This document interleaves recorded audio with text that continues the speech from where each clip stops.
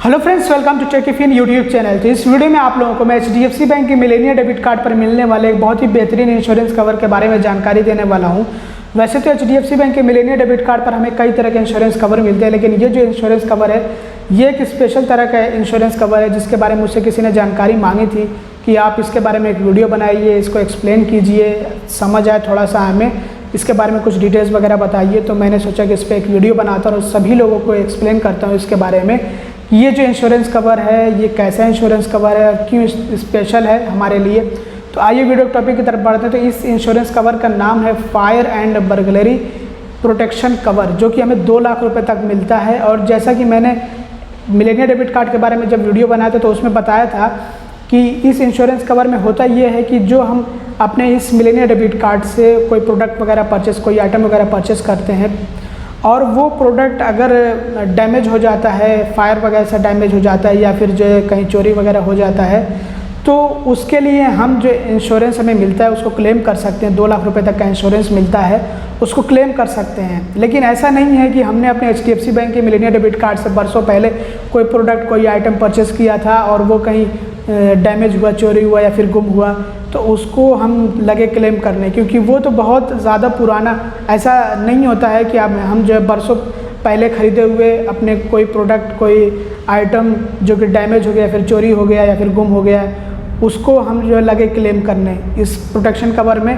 यहाँ पे बताया गया है। वैसे तो अगर आप टर्म्स एंड कंडीशन पढ़ेंगे तो आपको इसके बारे में और ज़्यादा जानकारी मिलेगी, लेकिन यहाँ पे बताया गया है कि अप टू 6 मंथ, मतलब कि हमने जो पिछले 6 महीने के अंदर अंदर अपने HDFC बैंक के मिलेनियर डेबिट कार्ड से कोई प्रोडक्ट या फिर कोई आइटम वगैरह परचेस किया है, अगर वो चोरी होता है या फिर जो है डैमेज वगैरह हो जाता है या फिर गुम हो जाता है, तो उसको हम क्लेम कर सकते हैं। मतलब जितने रुपए का, जितनी वैल्यू का हमने जो है वो प्रोडक्ट या फिर वो आइटम, कह लीजिए सामान, जो हमने अपने HDFC बैंक के डेबिट कार्ड से परचेस किया था, तो उस वैल्यू को, मतलब कि अगर हमने कोई 50,000 का सामान खरीदा था अपने HDFC बैंक के डेबिट कार्ड से, वो चोरी गया, फिर गुम हो गया, डैमेज हो गया, तो हम क्लेम करेंगे तो हमें 50,000 रुपये मिल जाएंगे, क्योंकि 2 लाख रुपए तक का हमें इंश्योरेंस कवर मिलता है। तो अगर 2 लाख रुपए से ऊपर का सामान होगा तो ऐसे में हमारा नुकसान होगा। अदरवाइज़ तो 2 लाख रुपए तक का अगर सामान होगा तो वो तो इस इंश्योरेंस कवर में क्लेम हो जाएगा,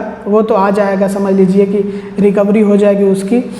तो बहरहाल अगर हम ऐसे ऊपर से पढ़ें तो यहाँ पे हमें बताया गया है कि हाँ, 6 महीने पहले जो आपने सामान खरीदा हो, मतलब कि 6 महीने के अंदर अंदर आपने जो अपने HDFC बैंक के मिलेनियर डेबिट कार्ड, और यहाँ पे स्पेसिफिकली मिलेनियर डेबिट कार्ड पर मिलने वाले इंश्योरेंस कवर के बारे में, जो fire and burglary protection cover है, इसके बारे में बात हो रही है, क्योंकि जिन्होंने जानकारी मुझसे मांगी थी वो इसी HDFC बैंक के मिलेनियर डेबिट कार्ड पर मिलने वाले फायर एंड बर्गलरी प्रोटेक्शन के बारे में जानकारी मांगी थी।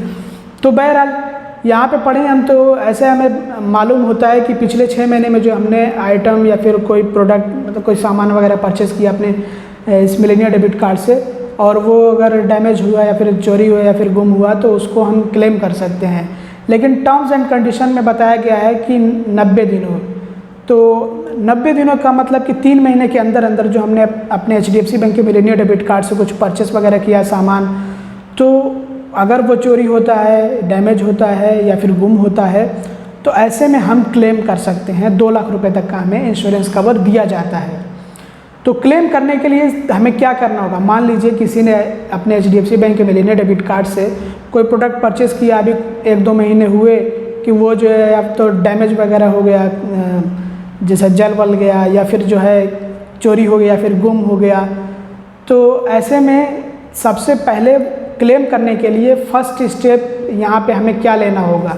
तो जो फर्स्ट स्टेप हमें लेना पड़ेगा वो ये होगा कि 48 आवर्स के अंदर अंदर, मतलब 48 घंटों के अंदर अंदर या फिर कह लीजिए 2 दिनों के अंदर अंदर हमें बैंक को रिपोर्ट करना है, कॉल करना है, बैंक को रिपोर्ट कर देना है कि हमने जो अपने HDFC बैंक के मिलेनियर डेबिट कार्ड से सामान खरीदा था और वो जो है गुम हो गया, फिर जो है डैमेज अगर हुआ है तो डैमेज के बारे में जानकारी दीजिए, फिर चोरी हुआ तो चोरी के बारे में जानकारी दीजिए। तो बहरहाल सबसे पहले तो हमें 48 घंटों के अंदर अंदर अपने बैंक को रिपोर्ट कर देना है। रिपोर्ट करने के लिए आपके HDFC बैंक के जो मिलेनियर डेबिट कार्ड है उस पर नंबर आपको मिल जाएगा, नंबर आप ढूंढिए, आपको नंबर मिल जाएगा, उसी नंबर पे आपको कॉल करके रिपोर्ट कर देना है। उसके बाद हमें क्या करना है कि 30 दिनों के अंदर अंदर, मतलब जब ये इवेंट हुआ है, मतलब कि जब आपका जो भी प्रोडक्ट जो आपने परचेस किया था अपने मिलेनियर डेबिट कार्ड से, जब वो डैमेज हुआ या फिर जो है चोरी हुआ या फिर गुम हुआ, जब इवेंट हुआ तो उसके 30 दिनों के अंदर अंदर आपको इंश्योरेंस क्लेम करने के लिए अपनी नियरेस्ट ब्रांच पर विज़िट करना होगा कुछ डॉक्यूमेंट्स के साथ में। HDFC बैंक के नियरेस्ट ब्रांच में विज़िट करना होगा कुछ डॉक्यूमेंट्स के साथ में, जिसमें से सबसे पहला जो डॉक्यूमेंट होगा वो FIR होगा। आपको FIR कराना पड़ेगा, तो FIR की कॉपी। उसके अलावा जो मतलब सामान जो परचेज़ किया हुआ था मिलेनिया डेबिट कार्ड से, तो उसके लिए आपको कोई प्रूफ देना होगा कि हाँ आपने मिलेनिया डेबिट कार्ड से वो सामान परचेज़ किया था और वो कितने टाइम पहले आपने परचेज़ किया था, तो उसके लिए कोई एक डॉक्यूमेंट होना चाहिए। और इसमें सबसे ज़्यादा काम आता है बिल। जो बिल होता है ना, तो बिल समझ लीजिए कि डॉक्यूमेंट बन सकता है।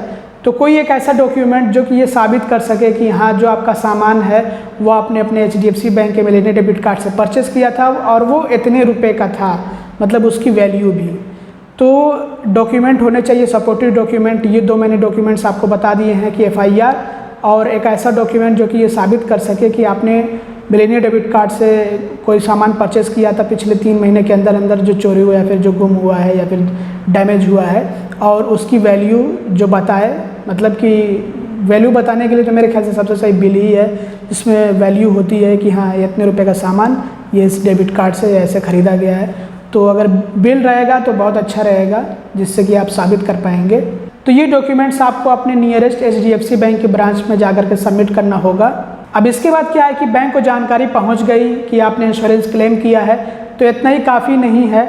इसके बाद जो इंश्योरेंस कंपनी है, जो मतलब बैंक के साथ में पार्टनरशिप की हुई है, वो इंश्योरेंस कंपनी इन्वेस्टिगेट करेगी इसको, और इन्वेस्टिगेशन के बाद इंश्योरेंस कंपनी जो आपने इंश्योरेंस क्लेम किया हुआ है उसको अप्रूव या फिर रिजेक्ट करेगी। पहले वो अच्छे से इन्वेस्टिगेट कर लेगी, उसके बाद जो है आपका जो इंश्योरेंस जो आपने क्लेम किया है वो मिल पाएगा। अगर अप्रूव हुआ तो मिल पाएगा, रिजेक्ट हुआ तो नहीं मिल पाएगा।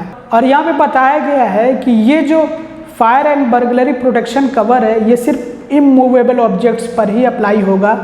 मतलब कि ये सिर्फ इमूवेबल ऑब्जेक्ट्स के लिए ही है, मतलब ऐसे सामान जो मूवेबल ना हो, अचल सामान जिनको आप जो है मूव ना कर सके, इधर से उधर ना ले जा सके, ये बताया गया है। नोट में यहाँ पे जानकारी दी गई है, fire and burglary insurance is applicable on immovable objects.